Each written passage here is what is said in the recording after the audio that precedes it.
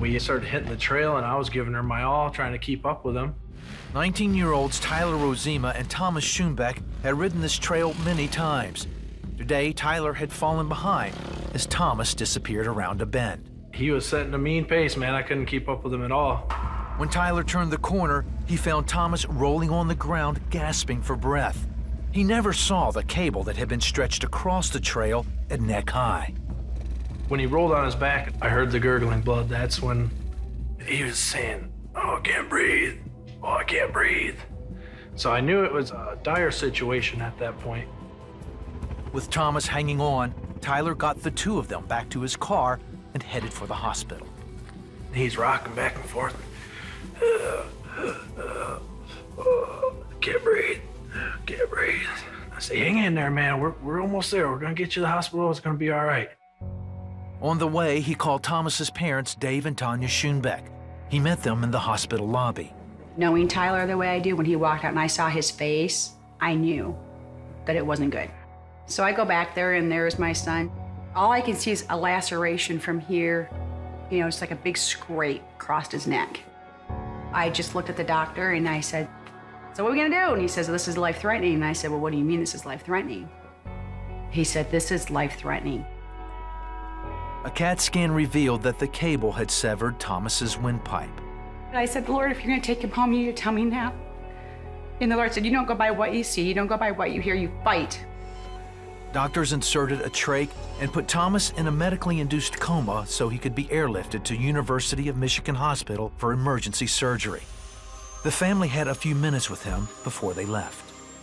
I just, bent over and just prayed with him and, told him again, you remember what the Lord said, you fight, you're gonna live. You don't go by what you see, you don't go by what you hear, you're gonna live. And again, I know that the Lord at that time was just keeping me. By the time the chopper landed, it was clear Thomas would live, but he was still in critical condition.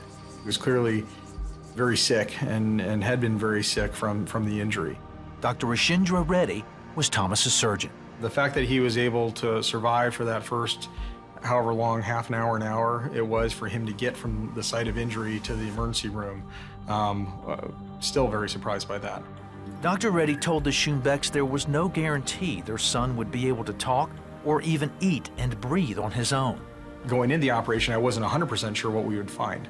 It's not so much doing the repair and hooking things back together, it's doing the dissection, making sure we don't injure other vital structures. They were worried about scarring and what that would cause him in long term. They really, at this point, still don't know if he's ever going to be able to be off the feeding tube. Tanya and Dave asked their friends and family to pray. Oh my goodness, yeah, my whole church was praying, and there was prayer chains going on all over the place. Even though one of Thomas's vocal cords was left paralyzed, Dr. Reddy deemed the 3-hour surgery a success.